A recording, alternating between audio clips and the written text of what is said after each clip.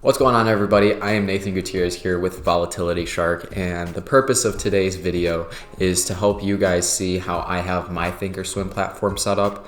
And personally, I've chosen TD-Ameritrade just because I think that they're a reliable platform. By no means does this mean that this is the only one. Definitely, you guys can use Webull, TradingView, Fidelity. There's many other options, but TD-Ameritrade is personally what I have chosen to trade on. That being said, with today's video, I hope that you guys can take something away from it and hopefully set up your account in the best way possible. All right, so to get straight into it, this is what the THINKORSWIM platform is going to look like. I know that at the beginning it can look a little bit intimidating, especially for me at least. At the beginning, I thought it looked like something out of space, NASA, but give it a little bit of time. Trust me, it will get more comfortable once you move on using it a little bit.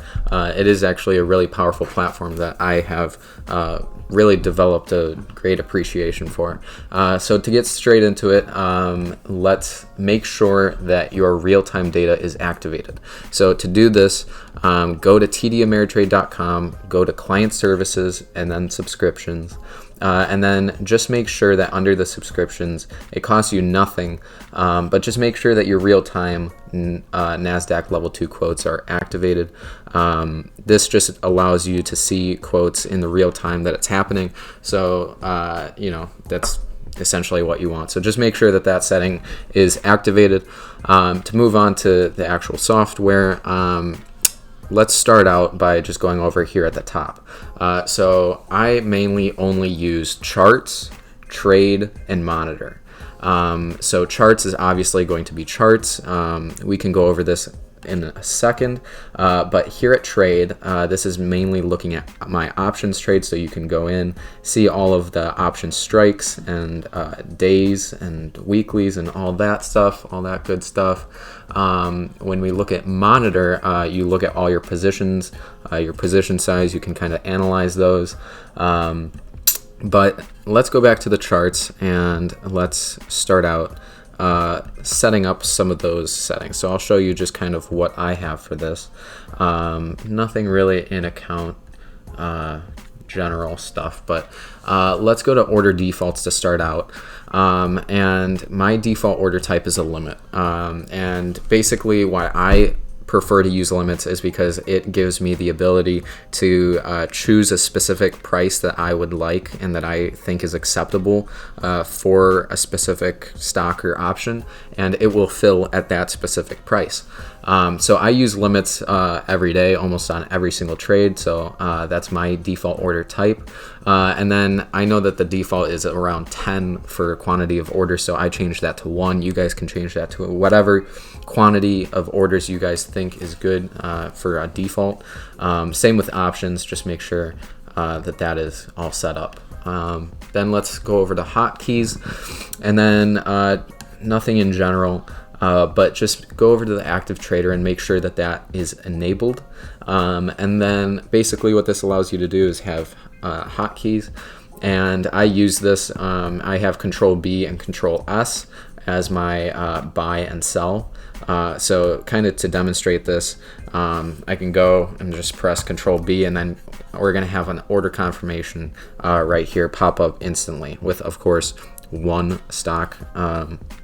So basically what I do is I hit edit, and then here it comes up with this whole tab. So this is the tab that we see when we're either buying or selling a specific stock. So basically, obviously here you can see that we're buying a stock, and then here it's green because it's buy, red if it's sell. And then here we can change the amount of shares. You can change the amount of percentage of your portfolio that you'd like to invest in that.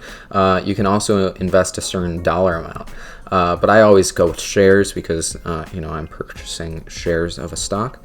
And then here you can toggle limit, market, stop limit, all of those different order entries that you'd like.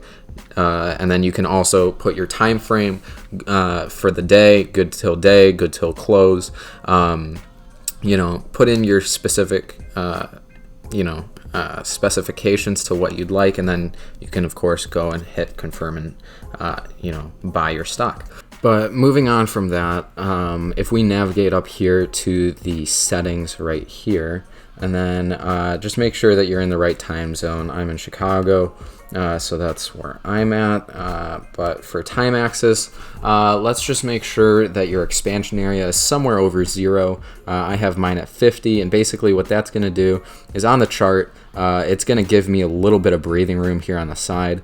On the default chart, it basically just cut off like that, and that's all you would be able to see. So, it's just personal preference for me. I just like having a little bit of breathing room over there. It just makes me feel a little bit better. So really up to you guys if you want to follow me on that. But moving on to favorite time frames, these are the time frames that I have set up for myself. You guys can go ahead and compare and contrast if these are the same ones that you guys have. But these are the ones that I found that work for me. So basically how you use these is right here next to the settings button here at the time frames. You can go ahead and change these. So the number on the left here is going to be the total time, and then the time on the right is going to be the time for each candlestick. So 5 days total, 5 minutes per candlestick. So obviously here we can see 5 days, and then here we can see every single 5 minutes we have a candlestick indicating a price change. So basically that's how the time frames work, and then we can go ahead and change the appearance of these candlesticks to however you guys like. If you want them filled in, filled out, and then how you want the crosshairs, and if you want the volume changed color, whatever, however you guys want it, this is how I have it set up. So moving on, we want to go to options and just make sure that you guys have highlight extended hours trading session checked. So basically what that's going to do is it's just going to highlight and show you the extended hours trading. If you guys don't know what that is, that's just time after hours and also before hours, where there's a smaller amount of traders that do go on and trade and that are allowed to trade. So that's definitely for more advanced traders. Don't worry about that if you aren't part of that group, but we can still take some data from after hours price changes. So definitely something to look out for. Moving on, I think that was all that I wanted to look at in here. Yep. So basically moving on, let's just go to our studies. So we want to go to studies, edit studies. And then these are my studies that I use. So this is basically, if you guys haven't noticed already, if you guys have the THINKORSWIM, this is probably not how it's looking for you guys, but this is how I have mine set up. This is what works for me. You guys can go ahead and search these up in here, and go ahead and add selected and do whatever. But basically, here on top of my price chart, I have the SMA line, which is actually really helpful for just analyzing if a position is a little bit overbought, oversold. Basically, that's what all of these indicators are for, is just seeing in terms of volume, such as the VWAP, such as the MACD, is there sentiment of being underbought or overbought. So the RSI similarly just looks at on a larger scale. When we zoom out, RSI becomes more helpful to recognizing overall market trends. So these indicators have been very helpful to me. Just because I use them doesn't mean that you guys should use them, but these are definitely largely used indicators and have been very helpful for me in the past. Just moving on, that's really all I have for settings on this half. This quarter of the screen is always going to be there. So this is where you're going to have your account info, and you have a bunch of different gadgets that you can actually customize down here. So you can add a bunch of different gadgets that you'd like to however you guys prefer. But basically, I have a quick chart, watch list, a little bit of quick live news, but I mean, I really never use that. I typically stick to Yahoo Finance or MarketWatch.com just for news and stuff like that. But I mean, it's definitely something that you can use. It's not faulty feature, but just something that I don't like. But basically, something that you guys can set up here is if you go up here and customize gadget for account info. Definitely this is how I have mine set up. I think that this is what's most useful for me. Seeing how many day trades I have left, my buying power, my funds for trading, net liquidating value. These are all important statistics for me to look at. And the way that you look at these is just by clicking in here, and you can see how many day trades you have left, so that then you guys aren't violating that pattern day trade rule.